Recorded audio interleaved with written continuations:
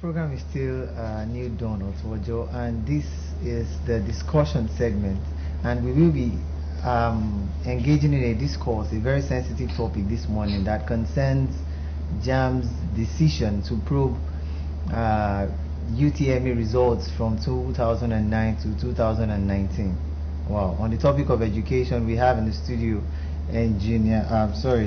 Elder Tunde Kuku. Elder Tunde Kuku is an educationist and proprietor. Welcome to the studio, sir. Thank you, Mr. Presenter. Education has been defined before now as a process of teaching and learning. Yes. And it's usually evaluated by something we call examination. Yes. Now, when this examination now, it's like a feedback that a trainer expects from a trainee. Now, great. How do you think, or how do you begin? Help break down what examination malpractice is, and what are the forms by which students essentially practice this examination. Thank you, Mr. Presenter. First of all, I want to say examination, anytime malpractice, it's an illegal act that does not follow lay down rules and regulation. It's a way of cutting corners. It shows that whoever is involved in it has not done or passed through the required level of education before he or she faces such exam. So examination malpractices is a way of cutting corner. It's an illegal process to get what you don't deserve. I don't understand. It's a thing that does not follow the normal norms or the laid down rules and regulation. I think that's how I can see examination malpractice. When people get involved in it, they have not prepared enough as a student. A school that has not prepared its students very well will want to find all means to get them past the required exam and move to the next level. That is where they now design various means of getting this student past the exam. On the level of the student, you see them coming in with materials that are not allowed. See them coming with computers and all those sets, all these Android sets that we have. At times, to the extreme, you see them coming, writing things on their body.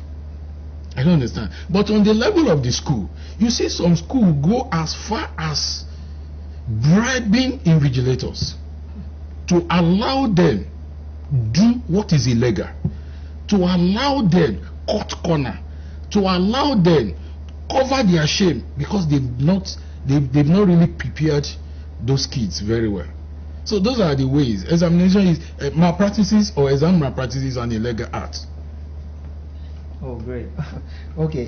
Now, you talked about the level of, because I was thinking about this recently, and I discovered that even it takes a level of wisdom to be able to engage in exam malpractice. What do I mean? Now, look at the Boko Haram issue. Now, you understand those guys that are involved in this kind of menace used to take their time. They plan it well, like how they intend to. There are gimmicks and all that. So it takes a level of wisdom. Yes. Now, come back to examination malpractice. It also takes a certain level of wisdom to be able to analyze, okay, how do I go into this exam, or where do I put the crunches, like they call it? Do I put it in my socks? Do I put it in my back pocket? Do I put it where? So that's thinking. Now, I'm relating it with wisdom.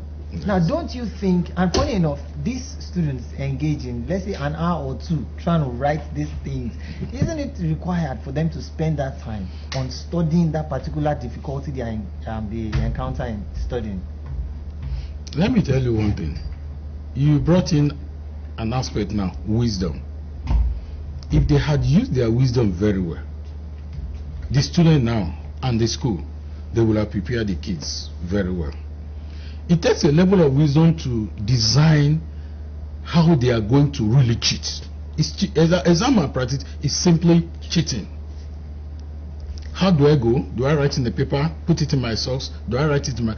You see, why they are doing this is this. They've not really had time. They've not spent quality time with their books. The school had not prepared them very well. So the student and the school now will now devise, using wisdom as we have said, will now devise how do we cut corner. It's shorter. They will now put their wisdom into play now at a shorter space of time and days to design how they are going to cheat, forgetting that exam reading for an exam is a continuous thing.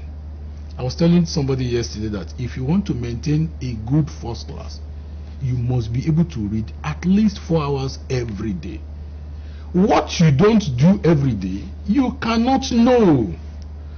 I was even telling somebody yesterday, okay, all these people that are involved in exam malpractices, any student that has not prepared, give that person a whole textbook, give him a question paper, he will not know where to go. But give a brilliant person, somebody that had really prepared very well, give that person a textbook and exam, the person knows exactly where to go, inside his or her note or in the textbook. So you brought in wisdom. Yes, they are only misdirecting or misusing their wisdom. Now JAM has been set aside like the body moderating these examinations for students that really are willing to get admission into universities and tertiary institutions. Now JAM made a statement sometimes a few weeks ago that 100 students were caught in the just concluded examinations, and they are in cell as we speak. Now, in a conversation with his legal advisor, who asked him, okay, what judgment do we give to these students that have been arrested? And he told his legal advisor, use the Education Act of 1999. Now, and I think that act has to do with 3 to 4 years imprisonment and 100,000 naira as fine. Now, by the time we come back, we will be talking about how JAM intends to use this measure to curb examination malpractice. We will be back. Okay, before we went on that short break, we were discussing examination malpractice, JAM's drastic decision in order to curb education malpractice by examining all the people who has written its UTME exams from 2009 to date, 2019. And now, we have another guest joining us in the studio. He's also an educationist. He's no other than Engineer Abiodun Fijabi. Welcome to the studio, sir. Thank you. Good morning. We're talking about JAM's measure to curb examination malpractice when his legal advisor told him that make use of the Examination Malpractice Act of 1999, and that has to do with 100,000 naira fine and 3 to 4 years imprisonment. What have you to say as regards these measures? I think he has given his legal advisor the onus, as in giving him the audacity to punish these corporates. What have you to say about that? Yeah, I think it's about time. It's about time because this has gone on too far. It's endemic, or like some people will say, pandemic. Yeah, because everywhere you turn, it looks like it is the norm. Parents, teachers, WAEC, JAMB officials are all involved in this. It's a menace, and to be able to face it headlong will require a great deal of determination, a lot of self-will, political will, because we're talking about a type of corruption that has eaten deep into the very fabric of our society. As an educationist, I've seen parents who pull their kids out because of our school, because they just believe that they will not be able to pass without being aided. And so they took them to miracle centers, and those kids came out smoking with brilliant results. So, and They go to the university like that, and then they struggle through the university and come out. And you can imagine, with that kind of wrong foundation, wrong values, what kind of leaders will they be in the society? So if the JAMB registrar decided to put his hand in the plow, I believe there are well-meaning Nigerians, many well-meaning Nigerians who will support him. But I want to warn him, it's not going to be easy. True. Yeah, because he has more enemies than friends. No, that's powerful. I think Yeah. in his response at the same time, he said he was going to do this, or he intends to do this to punish some. He knows that some notable people in the country right now Yeah. did not write their JAM examination. Somebody themselves. wrote on their behalf. So, yeah, it was written on their behalf. Now, he intends to. He has to. I want to approach this question from 2 points of views. He intends to punish those who are notable, and now I begin to ask myself, now those who are not notable, they get to pay for their acts. Now, how do we measure the judgment placed on these people? How justified is that move as regards, okay, listing the names of, okay, those ones might not be punished, but their names are going to be published. Those that did not do JAM themselves, and they did not write it discovered. by They themselves. didn't write it themselves, And because they I were think they are going to make discovered. use of biometrics Yeah. and the picture and all that, but a different name. Okay, You get? okay. Now he's of the opinion that those ones that are caught that are not notable are going to be punished, and the notable ones are going to be their names are just going to be published. They'll just be shamed. Yeah. So how justifiable is that? Now, it should be the same yardsticks. That's it.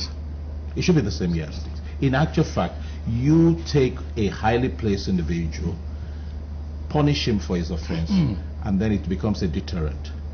If you punish somebody who is an unknown name, you are not. It's not serving as deterrent. But pull out a governor and say the governor didn't write JAB, or a House of Rep, Or a a senator. senator, or a top-notch politician, or a CEO of a company. That's when you make a statement. I mean, it will be unfair. So, Mr. I'd like you to add something, sir. Yes, to me, I want to support engineer. It will be an unfair thing for you to punish the unknown and leave the known. It should be the punishment should be the same, but he needs one thing, as he has said, the political will. I am completely convinced that the political class will not allow it to be. That's my contribution. Still on JAM, I think a few years ago it used to be on paper Yes. before it moved to CBT. CBT, yes. Now I think they must have observed that, okay, it's paper, people can come in with little papers and all that, and I think a particular time they stop releasing past questions, take it home, before you write, you can take past questions home. So now I think it's an improved movement by the board. Now, I think since we have moved from paper to digital, it's supposed to lessen, but it hasn't. Engineer, what have you to say? It's human beings. Before you bring out a deterrent, or before you block an avenue, some smart guys are already outsmarting you. So they may be one step or several steps ahead of JAM, knowing what to do, because this is about desperation. This is something that has become a cankerworm, something that is deep-rooted in our fault lines, as a nation, faulty foundations as a nation. And that will mean that these people are going to be creative, they're going to be innovative, right? It's the kind of innovation and creativity you want them to display in other areas, but come on, you've got to, because it's about survival. The people who do this is a big business. Do you know that an exam that you want to write today, you can find the questions on a website just a few hours before you write the exam for small amount of money, but you aggregate that over so many candidates who are willing to pay that money, it becomes huge. So somebody Somebody is therefore able to fuel his trips abroad. Somebody will be able to buy flashy cars from that. Somebody will be able to have several girlfriends as a result of that. You know, you think about all of those things you're going to get from it, and you are willing to do just anything. Now, apart from the fact that we have gone CBT, there are CCTV cameras in each of the 700 centers. And we still have malpractice. Yeah, and that's why they can catch them. But these guys, either they are not aware, or they are so desperate that they did not even find it necessary to destroy the CCTV, and they allow the CCTV to catch them. You know, so much that now over 100 yeah. And then a parent actually entered, the hall with his child and said that I'm a professor. Okay. And then I've been asked to monitor, only to discover that he's a fake professor. The universities, he said he finished from, they could not find it on the accreditation list. And the polytechnic where he said it's lecturing does not exist. It's just a ghost. And then they just discovered that he came in there to assist his daughter. Oh, so if a parent could do that, and of course it's a generic problem. You know it's happening in the US too. They have found out that admissions to some of the choice universities, they just do theirs with style. Well, whether with style or in a crude way in which we do it, still the same thing. Still the same malpractice. So it's a kudos to JAMB. We just hope that they will finish this that they have started. Wow. Yeah. Research has it that I think the first record of examination malpractice in Nigeria is 1914, where the senior Cambridge local exam, the questions were released before the exam. And another massive record was in 1977 when wire question papers were leaked. And I think it was that time they decided to bring up the Examination Malpractice Act. But now my question is, why do you think students engage in examination malpractice? Elder. I said it the other time. An unprepared student in a school that is also unprepared. Anybody that is not prepared for anything will look for ways to cut corner. It's just simple. The students are not prepared. The schools have failed in their responsibility to prepare their pupils for the exam. And between the school and the students, the two of them, as you said, will put in their wisdom. I don't understand. The wisdom they ought to have put right from beginning to prepare them. They will not put it to look for ways to cut corner. It's simple. They are not prepared. The students have failed to play their role. The school have failed to play their role. And they don't, for example, the school now, they don't want the name of the school to be tarnished. They still want to maintain their standard and image. That means they are not even confident of their students.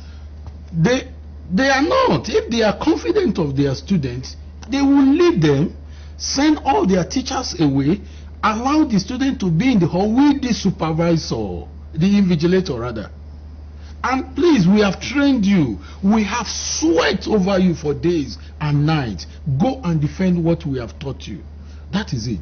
That is the school that is confident of their product. But the school that has failed in his role, student that has failed in his role to prepare his students, will now find a way of assisting those people to make sure they pass, so that they can maintain their name and image in the society. So that is the reason. It's our prayer that it's something that is possible for JAMB to do, to review a 10-year span set of students who have written their examinations. Now, looking at it critically, I think we just hope it's something they can do. But looking at it from the point of view of the government, I think in the 1984 Constitution, the penalty is 21 years imprisonment. Yes. 21 years. And now, that is enough. If you just begin to think, okay, if I engage in examination malpractice, that's 21 years of my life in prison. And now, a few years after, in 1999, it was brought down to 3 years. What have you to say? Aren't we trying to reduce the penalty rate, I think the penalty being reduced is encouraging people just 3 years. Why not engage in it? I just come out, and as far as I got. So I think what I have you to say as regards the government supporting, helping to curb examination malpractice. A governor stole money, was asked to refund the money, and didn't spend any term in prison. A young man cheated in exam, and you ask him to spend a third of his life, all right, in prison. It was unfair. People like me said it at that time. It was unfair. 3 years is more reasonable. 3 years, a judge who wants to award 3 years will not think deeply about it. But for you to award a young man, a 16-year-old, and sentence him to life imprisonment because he got an orijo in mathematics, or he brought in a small piece of paper into exam room, he will think of his own children, his own grandchildren, and he will probably look for a technical way of releasing the young man. So 3 years is easier to apply. I do not believe that we are softening our stance on it legally. It is what is reasonable. Now, what I do not know, you probably will know. As anybody from your research, it looks like you have done a great deal of research for this program. Thank you. Thank you. Is in your research, have you found incidents in which people have been punished and people have been jailed for 3 years as a result? We just hear of the plans that they have in mind. Just like there was when the president came into power, it was of the, I think there was a particular time he said he was also going to publish names of corrupt officials. Have we seen any? Has he done it till today? Have we seen any? Has he done it till today? So right on, sir. So no deterrent. I can do it and I'm going to go away with it because nobody has been punished. So don't worry, they don't have the temerity to do it. They don't have the political will to do it. Even before they do it, we will have succeeded. We will have become governors and we are going to be the people there, and then we are going to stall it. We're not going to make it work. This country is already spoiled. Let's spoil it further. We are all together in it. I mean, I can't like somebody will say, I can't allow anybody to use me as a guinea pig when it comes to changing the nation. It's corrupt. Let's corrupt it. Let's go and take our share of the national And let's take our share of the national cake. So with that kind of mindset, this is something that will continue unabated. Okay, Elder Tunde, you have something to add on that particular topic? Well, he has said it all. I just pray the political class will allow JAM to do it. If they can give them the free will to do it, it will pay this country. It will help us.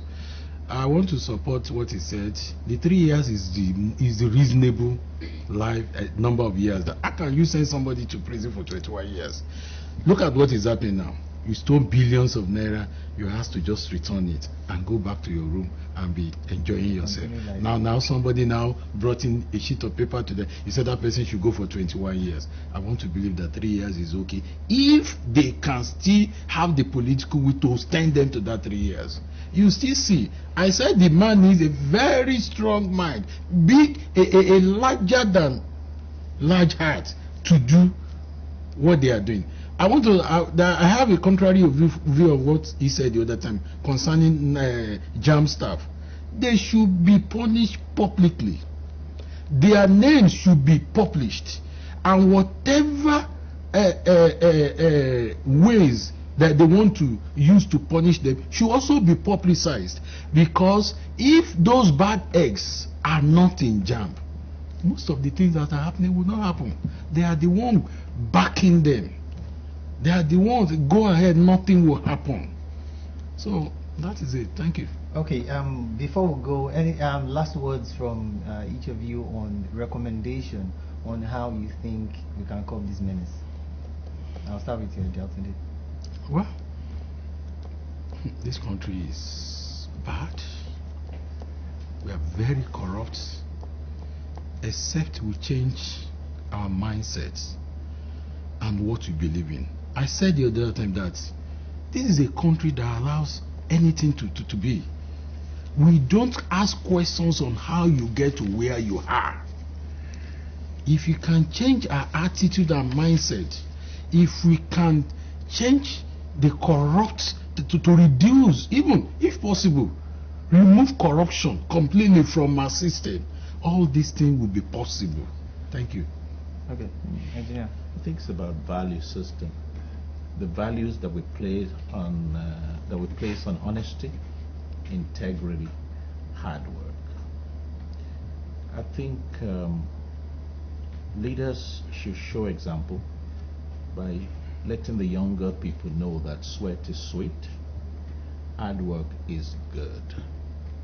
Burning the midnight oil, the proverbial midnight oil, is not an act of cowardice that you could not do what others are doing. It is because you are different. And the political, economic class, social leaders should be able to set example and say that it is not wrong for you to stand alone when you are doing the right thing. For you to just insist on doing it right, even though nobody supports you. So the bandwagon effect of everybody is doing it. You can't beat the city hall. You can't beat, the prevailing mindset. So if you cannot beat them, join them. I think that should change. And then young people will now have the courage to be able to say, I am a student and I will not cheat in exams. For a student to come out and say that now, oh my goodness, there will be a lot of boos from his colleagues. He's a stupid guy. He doesn't have the effrontery. He doesn't. He can't do it. It's a weakling. That's what we see it.